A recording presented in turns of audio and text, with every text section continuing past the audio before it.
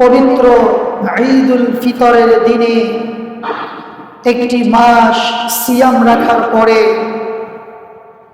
সেই পবিত্র কাঙ্ক্ষিত ঈদুল ফিতরের দিনে আমাদেরকে সালাত আদায়ের জন্য আসার সুযোগ দিয়েছেন। সেজন্য সেই আল্লাহ সুবহানাহু ওয়া তাআলার দরবারে হৃদয়ের সবটুকু ভালোবাসা উজাড় করে দিয়ে কালিমাতু শুকরিয়া আদায় করছি, আলহামদুলিল্লাহ। অতঃপর সালাত ও সালাম পেশ করছি সাইয়্যিদুল মুরসালিন, খাতামুন নবিয়্যিন, শাফিউল মুজলামিন, বিশ্বনবী মুহাম্মদুর রাসূলুল্লাহ সাল্লাল্লাহু আলাইহি ওয়াসাল্লামের প্রতি 2024 ঈদুল ফিতর নিয়ে ইনশাআল্লাহ এই বিষয়ের উপরে সংক্ষিপ্তভাবে পবিত্র কোরআন এবং হাদিসের আলোকে মুসলিম উম্মাহর উদ্দেশ্যে কিছু কথা বলার চেষ্টা করব। ওয়া তাওফীকি ইল্লা বিল্লাহ। ইয়া আইয়ুহান নাস, ইয়া আইয়ুহান নাস, ইয়া আইয়ুহান নাস, হে মানুষ সকল, হে মানুষ সকল, হে মানুষ সকল। যেমনি ভাবে রাসূলুল্লাহ সাল্লাল্লাহু আলাইহি ওয়াসাল্লাম খুতবার শুরুতে মানুষদেরকে ডেকে বলতেন ইয়া আইয়ুহান নাস, সেই রাসূলুল্লাহ সাল্লাল্লাহু আলাইহি ওয়াসাল্লামের শিখানো পদ্ধতিতে আপনাদেরকেও বলছি ইয়া আইয়ুহান নাস, হে মানুষ সকল। ইয়া আইয়ুহাল্লাযীনা আমানুত্তাকুল্লাহ হাক্কা তুকাতিহি ওয়া লা তামুতুন্না ইল্লা ওয়া আনতুম মুসলিমুন।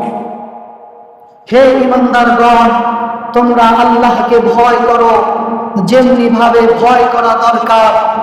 তোমরা প্রকৃত মুসলিম না হয়ে মৃত্যুবরণ করো না।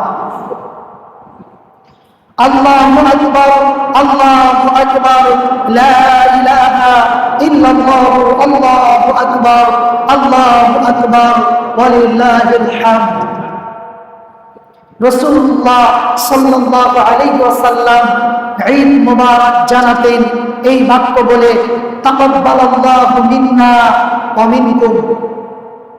হে আল্লাহ, আপনি আমার এবং আমাদের নেক আমলগুলো কবুল করুন।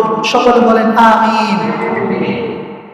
এরকম ভাবে ঈদ মুবারক একজন আরেকজনকে জানাতো এই শব্দগুলো বলে, তাকাব্বালাল্লাহু মিন্না ওয়া মিনকুম।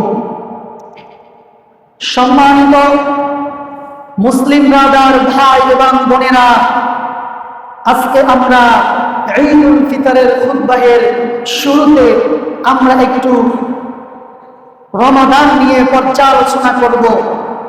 পবিত্র মাহে রমাদান আমাদেরকে কি দিয়ে গেল?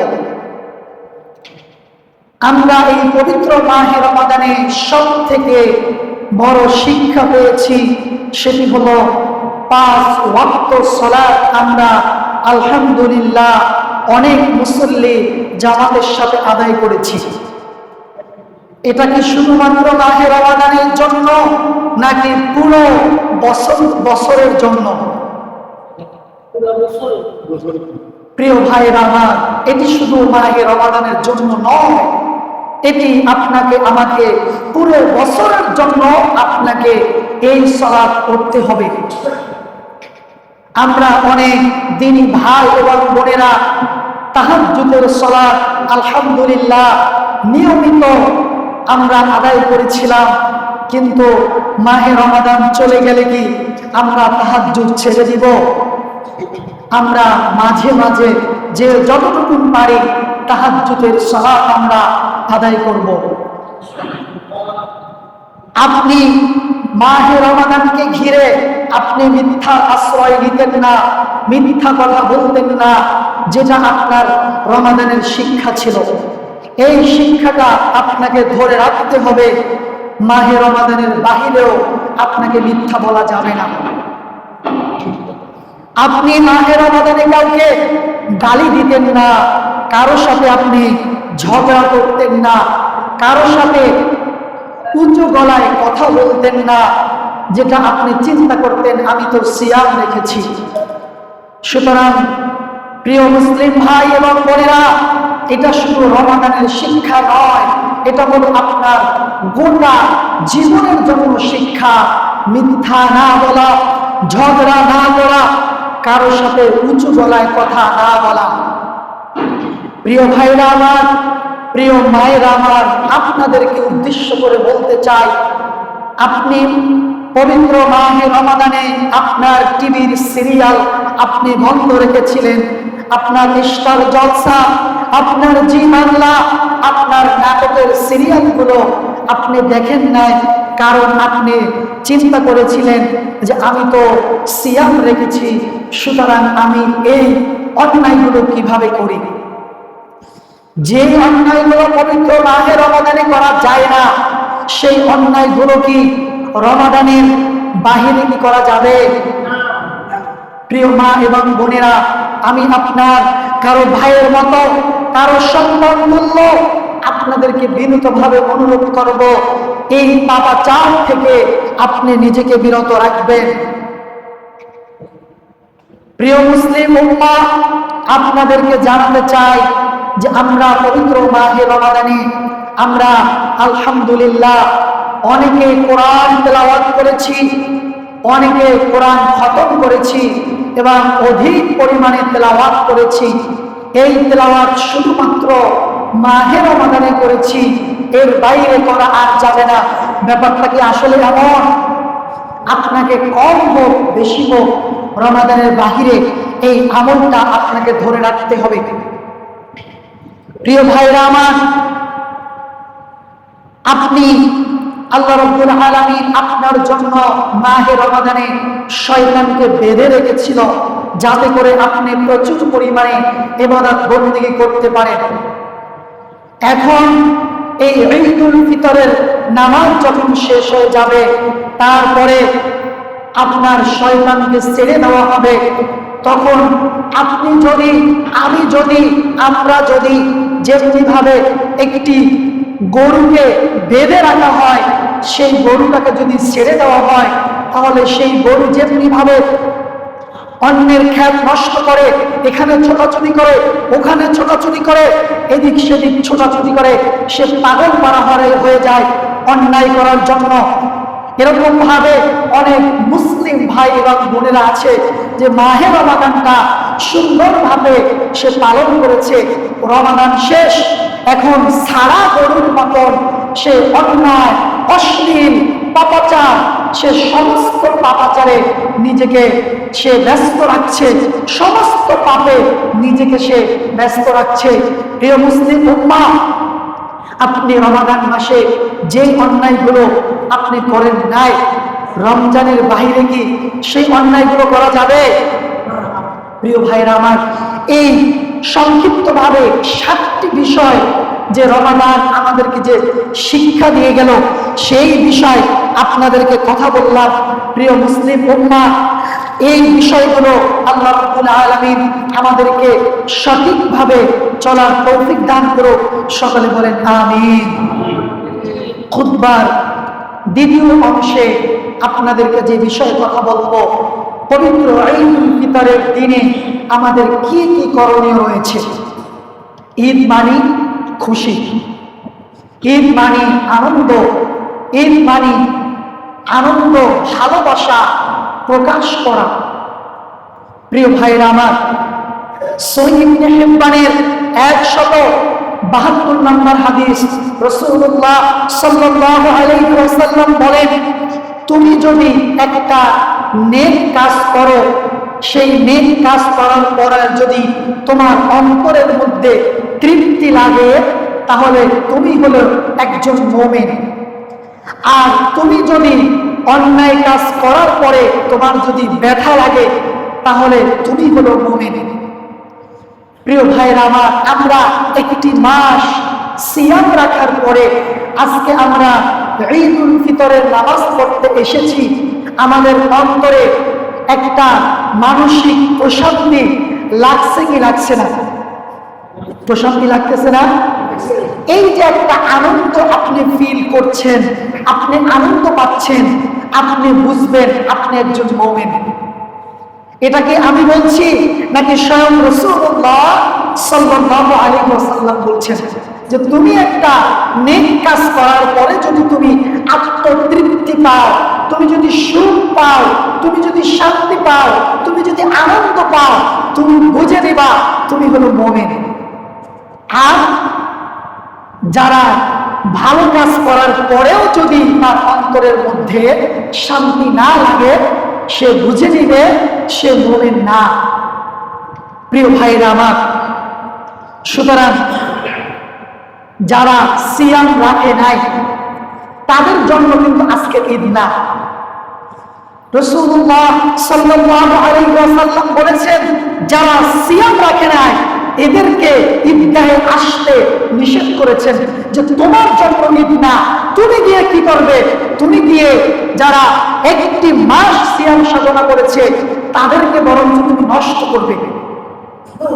তুমি একটি মাস ঘরে বসেছিলে, একটি মাস তুমি সিয়াম পালন করো না, তোমাকে ঈদগাহে আসতে হবে না। প্রিয় ভাইরা আমার, আমরা যারা একটি মাস সিয়াম পালন করেছি, আপনি সেরা জামা যদি গাইলেন, সেরা পোশাক পরে যদি আপনি ঈদুল ফিতরে আসেন এবং আপনি যদি সুগন্ধি লাগিয়ে নাও আসেন, আপনার অন্তরের মধ্যে যে শান্তি, যে তৃপ্তি আপনি পাবেন, আর একজন বেরোজগার যে সিয়াম রাখে না সে যদি পৃথিবীর শ্রেষ্ঠ পোশাক পরে, শ্রেষ্ঠ জায়নামাজ নিয়ে আসে, শ্রেষ্ঠ সুগন্ধি লাগায় এবং যদি একদম সবার আগেও যদি সামনের কাতারে সালাত আদায় করে, তাহলে একজন রোজাদারের অন্তরে যে শান্তি, একজন বেরোজগারের অন্তরে সেই শান্তি হবে না। ঠিক কিনা বলুন? প্রিয় ভাইয়েরা আমার, তাহলে আজকের ঈদ এটি হচ্ছে সিয়াম পালনকারীদের জন্য। কাদের জন্য? সিয়াম পালনকারীদের জন্য। যারা সিয়াম পালন করে না তাদের জন্য ঈদ না। প্রিয় ভাইরা আমার, আজকের এই দিনে আমরা সমস্ত হৃদয়ের ভালোবাসা, হৃদয়ের আনন্দ, ফুর্তি এগুলোকে আমরা প্রকাশ করব। ঈদ মানে আনন্দ। আপনি যদি আনন্দটাই প্রকাশ না করে তাহলে ঈদ কিভাবে হবে? আপনি আনন্দটা কিভাবে প্রকাশ করবেন? আপনি হাস্যোজ্জ্বল থাকবেন, আপনি হেসে কথা বলবেন, ধনী গরিব ছোট বড় সবাইকে আপনি মনের বুকে আলিঙ্গন করবেন, তার সাথে মোলাকাত করবেন এবং আপনার পাশের বাসার ভাইকে আপনি হাত ধরে টেনে বাসায় নিয়ে যাবেন, সে আবার আপনাকে বাসায় নিয়ে যাবে। কিন্তু দুর্ভাগ্যজনক হলেও সত্য, আমি দেখছি যে আপনারা ঈদের নামাজ পড়ার পরে যে যার মতন বাসায় চলে যান, এটি সৌন্দর্য না। আপনার ফ্রেন্ড সার্কেল, সমাজের যারা আছে 8 জন 10 জন একসাথে বাসায় নিয়ে যান, 1 চামচ 2 চামচ করে একটি মিষ্টি মুখ করার, আবার আরেক বাসায় যান। এটা হচ্ছে একটা আনন্দ প্রকাশ। যদি এটা না করেন তাহলে ঈদের পূর্ণতা পায় না। এজন্য এই বিষয়গুলো আমাদেরকে খেয়াল রাখতে হবে এবং আনন্দ প্রকাশ করতে হবে, হেসে কথা বলে, মুখ গোমরা না থেকে। এবং আপনার যদি কারো সাথে রাগ ক্ষোভ থাকে, আজকের এই দিনে সমস্ত কিছুকে একদম মাটির সাথে মিলিয়ে দিয়ে আল্লাহর কথা চিন্তা করে আপনি তার সাথে কথা বলবেন, আপনি তার সাথে হাসবেন। আপনার ছোট ভাইয়ের সাথে আপনার ঝামেলা, আপনি বড় ভাই তার সাথে কথা বলবেন। ছোট জাল বড় জালের সাথে সমস্যা, ছোট ননদ বড় ননদের সাথে সমস্যা, এরকম ভাবে ফ্যামিলির কারোর সাথে কারো সমস্যা, বাড়ির কারোর সাথে কারো সমস্যা, সমাজের কারোর সাথে কারো ফিতনা আছে। সমস্ত কিছু ভুলে গিয়ে অন্তত আজকের দিনটাতে আপনি হৃদয়টাকে একটু আপনি প্রশস্ত করে বুকে টেনে নিয়ে সবকিছু ভুলে যান না ভাই। যদি সেটি করতে পারে তাহলে আপনার ঈদ এটা সার্থক, আপনি সার্থক। আল্লাহ রাব্বুল আলামিন বলছেন যদি কেউ এই দিনে ক্ষমা পেতে চায় সে যেন আল্লাহর বান্দাদেরকে ক্ষমা করে দেয়। আল্লাহ রাব্বুল আলামিন বলেন খুদিল আফওয়া ওয়া'মুর বিল মা'রুফ। যদি কেউ এই দিনে ক্ষমা পেতে চায় সে যেন আল্লাহর বান্দাদেরকে ক্ষমা করে দেয়। তার মানে কি, আপনার একজনের সাথে বড় আলিম্য, আপনি সেটা ভুলে তার সাথে কথা বলবেন। আপনার নবীর সাথে ঝামেলা, আপনার বড় ভাবির সাথে ঝামেলা, আপনার ছোট ভাইয়ের সাথে ঝামেলা, সব কিছু ভেদাভেদ সব কিছু ভুলে গিয়ে তাকে আজকের দিনে বুকে টেনে নেন, তাহলে আপনি মাফ পাবেন। এটা আল্লাহ বলছে না, আমি বলছি না। খুযিল আফওয়া ওয়া'মুর বিল মা'রুফ। যদি কেউ এই দিনে ক্ষমা পেতে চায় সে যেন আল্লাহর বান্দাদেরকে ক্ষমা করে দেয়। প্রিয় ভাইরা আমার, আল্লাহ রাব্বুল আলামিন বলেন ইয়া আইয়ুহাল্লাযীনা আমানুত্তাকুল্লাহ, ইয়া আইয়ুহাল্লাযীনা আমানুত্তাকুল্লাহ, ইয়া আইয়ুহাল্লাযীনা আমানুত্তাকুল্লাহ। তোমরা আল্লাহকে ভয় করো। হে মুসলিমগণ, তোমরা আল্লাহকে ভয় করো, তোমরা আল্লাহকে ভয় করো। আল্লাহকে ভয় করে তোমরা একজন আরেকজনের সাথে মনোমালিন্য যা কিছু আছে সব কিছু এই দিনে ভুলে গিয়ে তোমরা একজন আরেকজনকে বুকে জড়িয়ে নাও। প্রিয় মুসলিম ভাই এবং বোনেরা, হিংসার ব্যাপারে রাসূলুল্লাহ সাল্লাল্লাহু আলাইহি ওয়াসাল্লাম বলেছেন যে তোমরা হিংসা করো না। এই ব্যাপারে একটি হাদিস আপনাদেরকে শোনাতে চাই। সহিহ আল বুখারী 6076 নম্বর হাদিস, সহিহ মুসলিমের 2569 নম্বর হাদিস, মিশকাতের 5028 নম্বর হাদিস। عن انس بن مالك رضي الله تعالى عنه أن رسول الله صلى الله عليه وسلم قال لا تباغضوا ولا تحاسدوا ولا تدابروا ولا تقاطعوا وكونوا عباد الله إخوانا।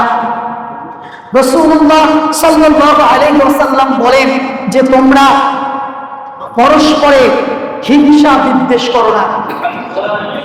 তোমরা পরস্পরে হিংসা বিদ্বেষ করো না, তোমরা ষড়যন্ত্র করো না, তোমরা অন্যের দোষ ত্রুটি খোঁজো না, তোমরা সম্পর্ক ছিন্ন করো না, তোমরা পরস্পর আল্লাহর বান্দা হিসাবে তোমরা ভাই ভাই হয়ে যাও।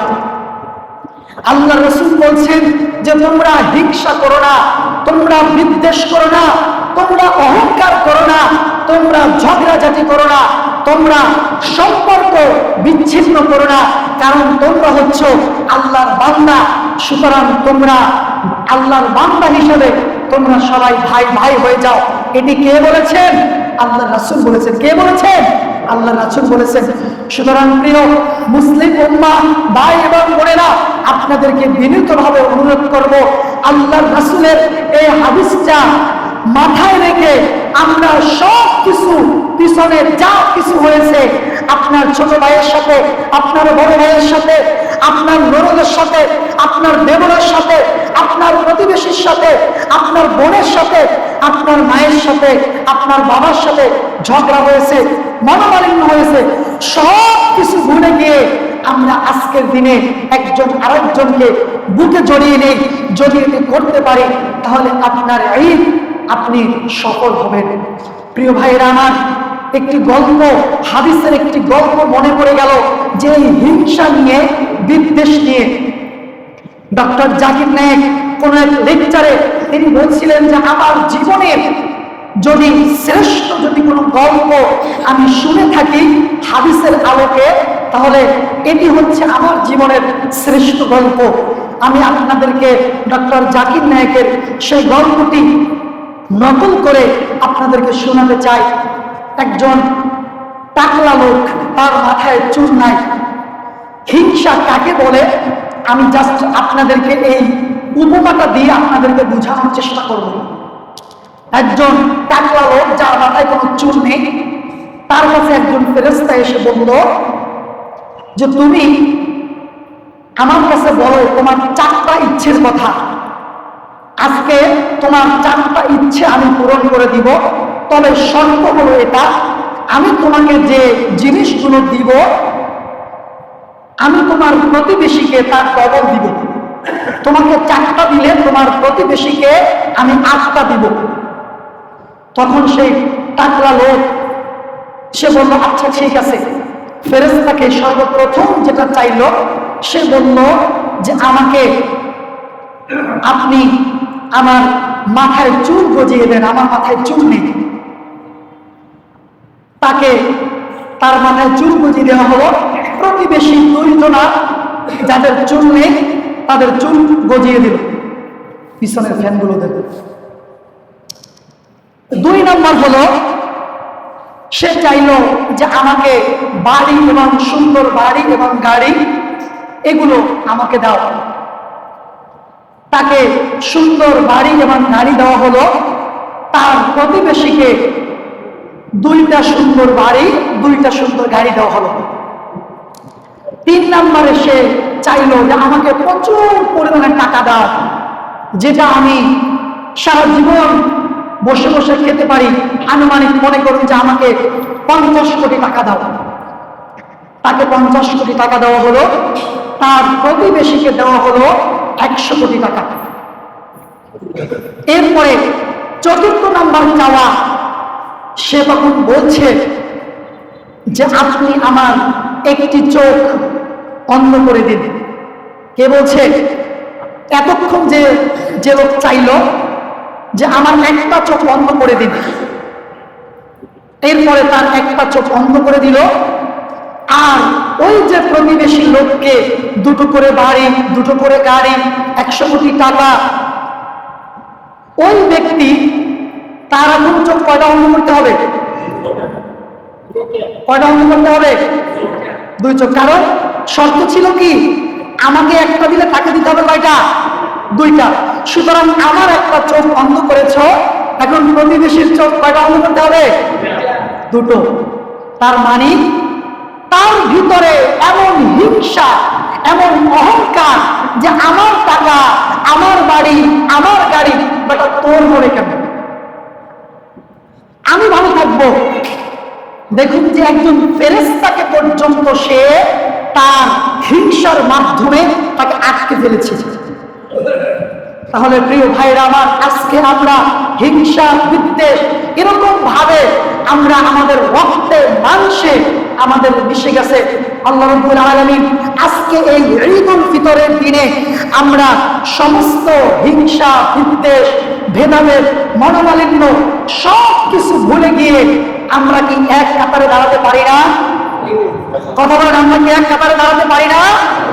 প্রিয় ভাইরা আমার, আমরা যদি এক কাতারে দাঁড়াতে পারি, আমরা যদি সবাই আপনার প্রতিবেশী, আপনার বাড়ি, আপনার ঘর, আপনার স্বজনদের সাথে যদি কারো মনোমালিন্য থাকে, সব কিছু বলে যদি আপনার বুকে টেনে নেন, দেখবেন আপনার ঈদটা সফল হবে এবং আপনি মানসিকভাবে শান্তি পাবেন। প্রিয় মুসলিম ভাই এবং বোনেরা, আজকের খুতবার 3য় অংশে আপনাদেরকে যে বিষয়ে কথা বলবো, কারণ রাসূলুল্লাহ সাল্লাল্লাহু আলাইহি ওয়াসাল্লাম তিনি ঈদুল আযহা এবং ঈদুল ফিতরের দিনে তিনি পুরো পৃথিবী নিয়ে মুসলিম উম্মাহকে তিনি সতর্ক করতেন। প্রিয় মুসলিম উম্মাদেরকে নিয়ে পুরো বিশ্ব নিয়ে আন্তর্জাতিক বিষয় নিয়ে কথা বলতেন। প্রিয় ভাইরা আমার, আমরা আজকের দিনে দেখি যে ফিলিস্তিনের মুসলমানদের উপরে অকথ্য জুলুম, নির্যাতন, নিপীড়ন, ছোট্ট ছোট্ট বাচ্চাদেরকে পাখির মতন গুলি করে তাদেরকে হত্যা করছে। তাদের হসপিটালগুলো জ্বালিয়ে দিচ্ছে, তাদের বাড়ি ঘরগুলো জ্বালিয়ে দিচ্ছে, তাদের মা বোনদেরকে হত্যা করছে, যুবক ভাইদেরকে হত্যা করছে, যুবতীদেরকে নিয়ে তারা পালাক্রমে তারা ধর্ষণ করছে।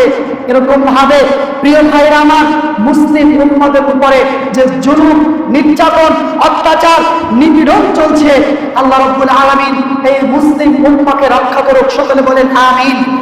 আমরা পবিত্র মাহে রমাদানে সাহারি খেয়েছি, আমরা পবিত্র মাহে রমাদানে ইফতার খেয়েছি, তারা খেয়েছে গুলি।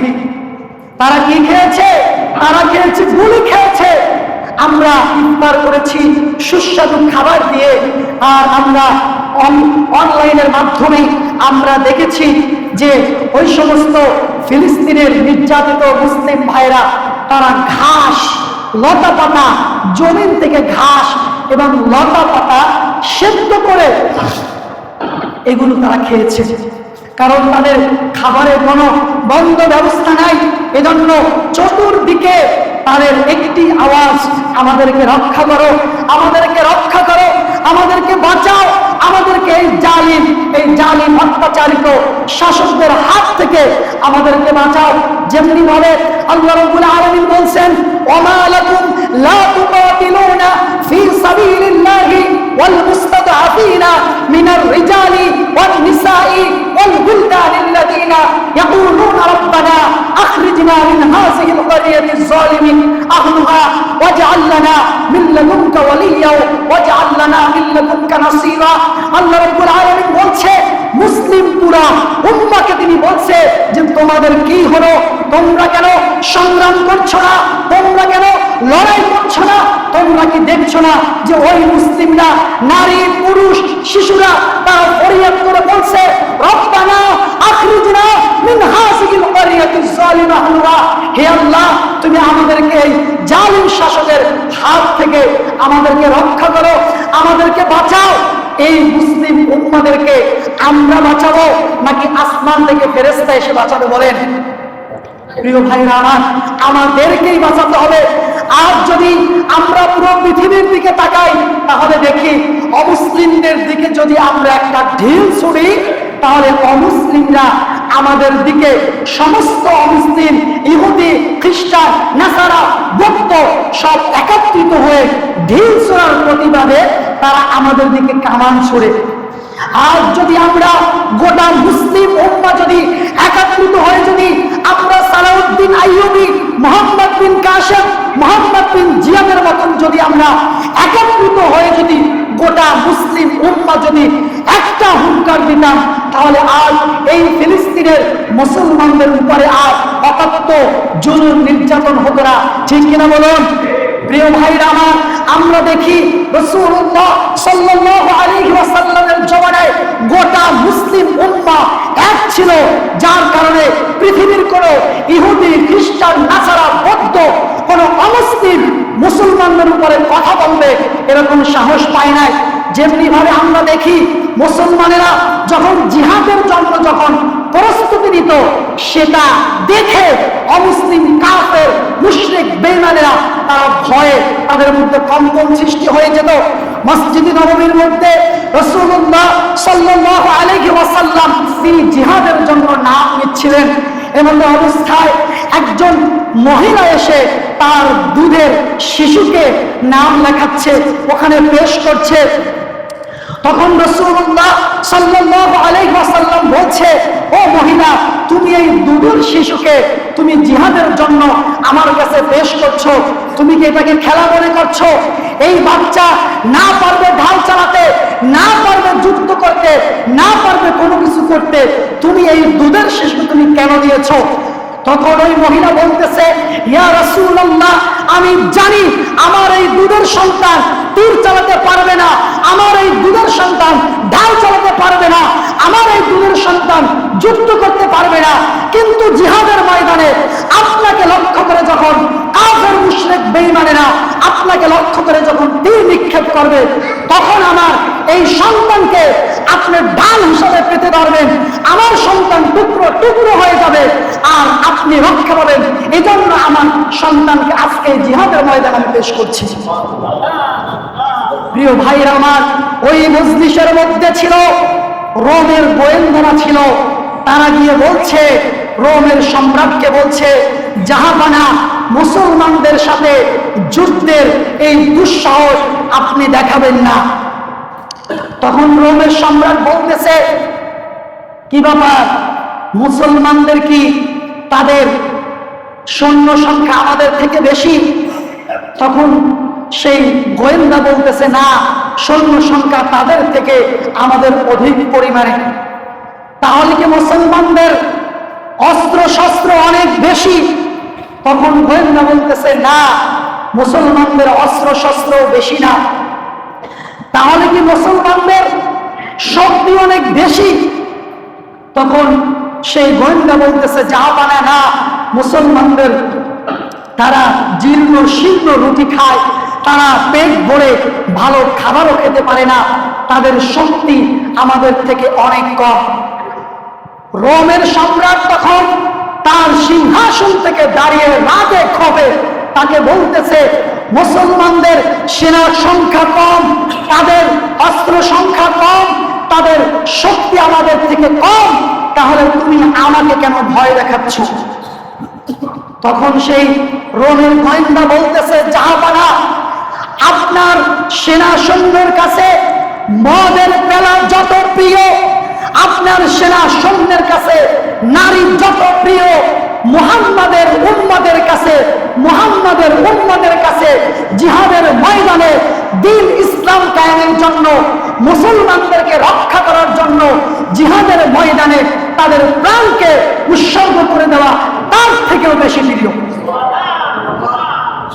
আপনার সেনা সৈন্যরা মদ নিয়ে পড়ে থাকে, আপনার সেনা সৈন্যরা নারী নিয়ে পড়ে থাকে, সেটাকে তারা আনন্দ ফিল করে, কিন্তু মুহাম্মাদের সেনা সৈন্যরা তারা তাদের মূল্যবান জীবনকে তারা ইসলামের জন্য, ইসলাম কায়েমের জন্য, ইসলাম প্রতিষ্ঠা করার জন্য, মুসলিমদেরকে রক্ষা করার জন্য তাদের মূল্যবান জীবনকে বিলিয়ে দেওয়া তার থেকেও বেশি প্রিয়।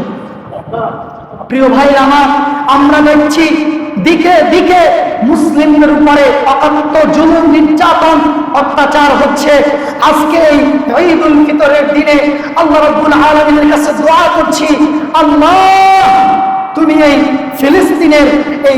ফিলিস্তিনের মুসলিমদেরকে আল্লাহ তুমি রক্ষা করো। সকলে বলেন আমিন। আল্লাহ এই ইহুদি খ্রিস্টান, আল্লাহ এই সমস্ত অভিশপ্ত জাতিদেরকে আল্লাহ তোমার গজব দিয়ে আল্লাহ এদেরকে তুমি ধ্বংস করে দাও। আল্লাহ মুসলিমদেরকে, গোটা মুসলিম উম্মাহকে আল্লাহ তুমি হেফাজত করো। সকলে বলেন আমিন। দোয়া কবুলের অন্যতম একটা সময় হলো যখন খুতবা হয়, ইমামের সাথে যখন আমিন বলে, আপনারা জোরে সোরে আমিন বলবেন। আল্লাহ তুমি আমাদের সাহারি ইফতারিগুলিকে কবুল করে নাও।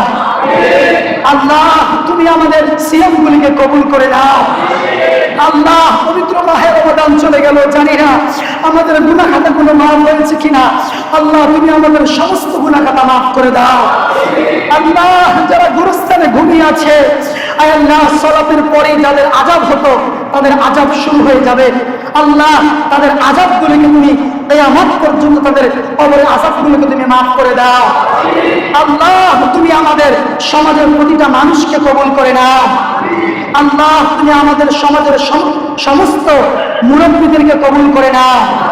আল্লাহ তুমি আমাদের সমাজের সমস্ত যুবক ভাইদেরকে কবুল করে নাও। আল্লাহ তুমি আমাদের মা বোনদেরকে কবুল করে নাও। আল্লাহ তুমি আমাদের সিয়াম, কিয়াম, রমাদান যত যা ইবাদত করেছি পবিত্র মাহে রমাদানে, আল্লাহ তুমি আমাদের সমস্ত ইবাদতগুলিকে তুমি কবুল করে নাও। প্রিয় ভাইরা আমার, আজকের খুতবা এখানেই আমরা শেষ করছি। আমরা নির্ধারিত টাইমে ইনশাআল্লাহ সালাত আদায় করব।